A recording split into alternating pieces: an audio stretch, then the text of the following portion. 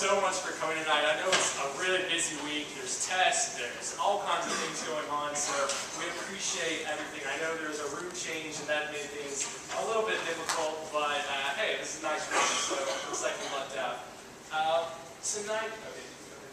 Also, today is Texas Independence Day. Happy Texas Independence Day. Some of y'all celebrated in the good Texan spirit by wearing some boots or something today. I know I did. So hope everyone had a great day.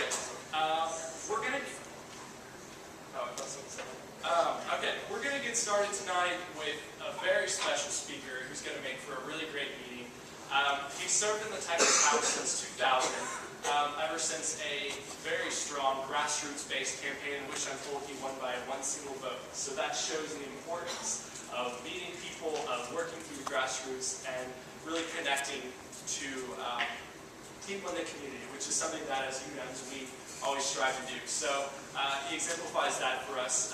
He's been a strong fighter for Texans on education, on the environment, of all kinds of issues of importance. He currently is the vice chair of the redistricting committee, which is a very important body in this 82nd legislative session. And he's also on the appropriations and ways and means committee. So we are so excited to welcome to you tonight, Representative Mike Villarreal.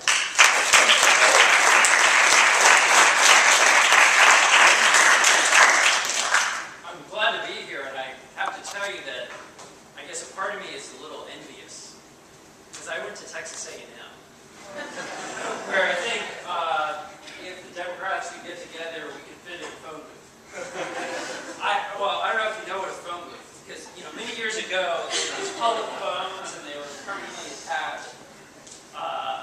Yeah, I need to get a metaphor.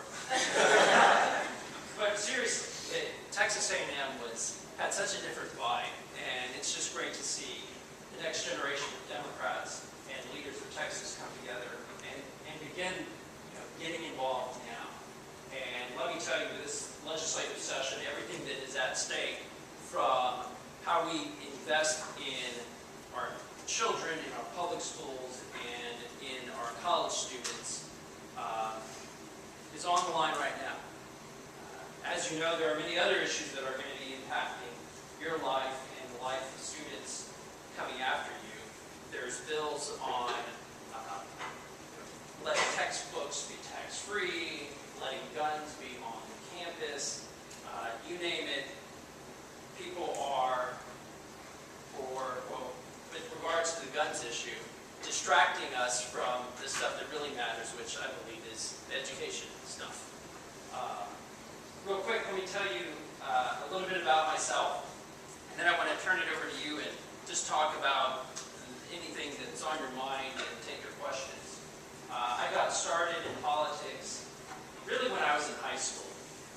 Back then we had a mayor, his name was Henry Cisneros. He went to my high school, and I just fell in love with politics because I saw this guy holding what I thought was the coolest job ever.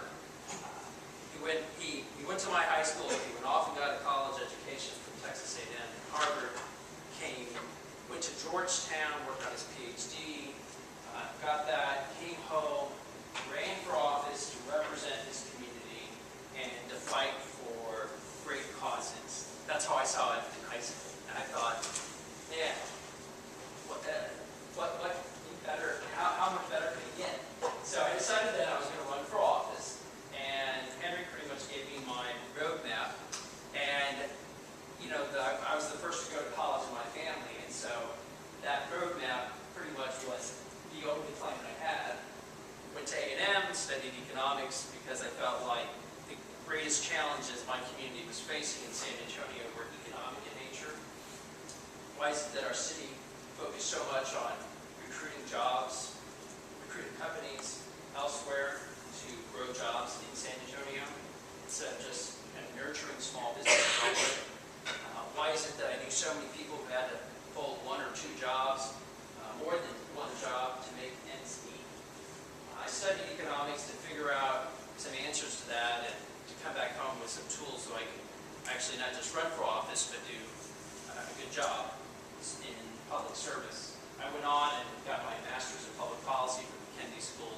Eventually made it back to San Antonio. decided I was going to run for the Texas legislature because it would let me focus on education. I remember it very well in those early days when I returned back to San Antonio. I tried my best to get involved in politics and figure out, who were the folks that had made things happen, develop relationships with these folks. And when the day came to turn to them, because I've been cultivating their relationships, to turn to them for advice and get them to support me. What they told me when I asked them for their support for my run for the Texas legislature was, "You're too young. Why are you in such a hurry? Wait your turn." They told me not to run. I was a little crushed, but, I don't know about you, but for myself, when somebody tells me I can't do something, it just makes me more determined. So I was more determined than ever. I turned to my family. We pulled our money together. We ended up printing a survey card, which ended up being the literature I carried around door to door. It was a survey card. It asked 4 questions. What's important to your neighborhood community? If you could change one thing in government, what would it be? Third one is a little loaded. Do you or someone you know have a need not being met by San Antonio politicians? Totally loaded. And then the last one was, how can we keep in touch? So that was my survey card. It had a little brief resume. It looked like a Hallmark card. On the front was a photo of me listening to somebody. It was very cheesy. I was really trying hard. So I had this survey card, and I had this computer skills to know how to build a database. I purchased the data from the county and pretty much made my own list and started going door to door. I started almost a year ahead of time. Developed the whole plan, developed the literature piece, and then started going door to door. 3 months later, I went door to door for 9 months. I remember the first door I knocked on. Miss Gonzalez around the corner. Her TV was on. I knew she was home. Knocked. I was very, very nervous. This was the first door. And I knew she was there because I hear the TV, so I kept on knocking. She comes, swings the screen door open, almost knocks me off her front porch. "What do you want?" And I explain, tell her what I'm doing, work through the 4 questions in a very clumsy way. But we get through it, and it turns out that she had a lot to say. And she told me, she answered those 4 questions and so much more. And what I took from the experience is people really want to share. You just have to make the effort to connect. And so with a little bit more experience, I just went one door to the next, finished the block, finished the street, went to the next street, kept on knocking on doors until the sun went down, got up the next day. At night, I entered the information. During this process, I was meeting people, winning supporters and volunteers. The next day, finished the week, finished the precinct, kept at it, month after month. During this time period, my opponent, who was sort of the heir apparent at the time, the seat had opened up because the state rep before me ran for the Senate in a special election. But everybody had known that this certain judge was supposed to replace her. And so, sure enough, he throws his name into the ring, and we have a real race. He runs his race like an incumbent, like everybody knows him. He's out driving in a truck, planting yard signs and big 4x8s, and I'm just sort of doing my groundwork door to door. After 9 months, I'll fast forward to the end. The newspaper had endorsed him. The state rep before me had endorsed him. The second one down had endorsed him. The third one down would have. He wasn't around, so his widow did it. Half the city council, Democratic clubs, organized labor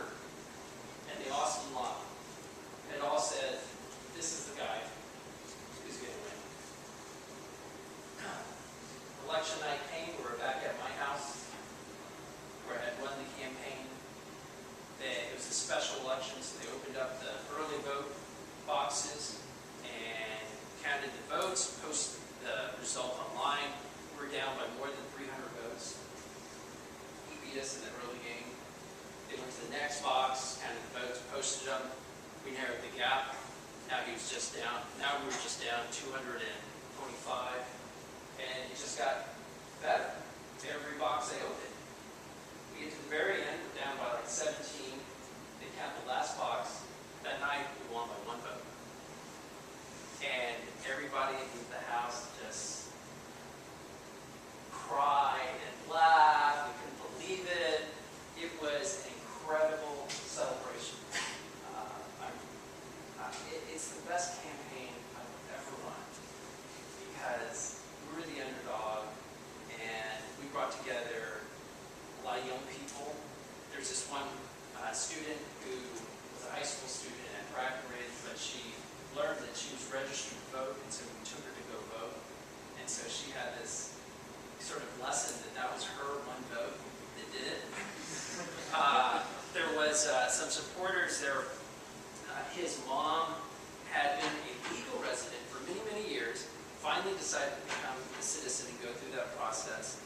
And this was her first election, and she voted for me, and so that was her first vote. That was her vote that won my election.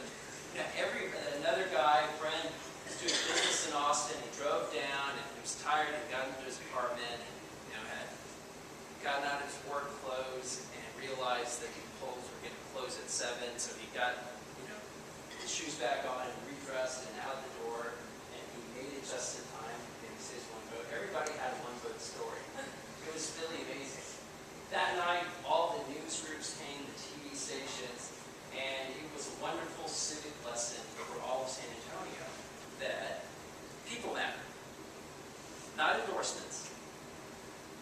Grassroots, going door to door, not being brokered by somebody, but having candidates knock on the door themselves is what matters. And so for me, I've tried to take it away, the spirit of that first election, into how I govern. I believe that the election is every day I serve in office. And so that means if I govern well, if my team, Addie, part of my team, class of 07, Peter Clark, who was a student at the middle school, Gene, I have a lot of UT's folks on staff. Everybody on my team, the district office, the capital office, we all work together to not just figure out good public policy and the right votes to take, but to go back home and explain. That part of the job is so important. Just like showing up to the voters' door when I first ran to connect with them and have a conversation that is back and forth. Even if I vote in a way that they may disagree, they want me to come back to them and explain, and they want me to hear them out. Even if at the end of the day we still disagree.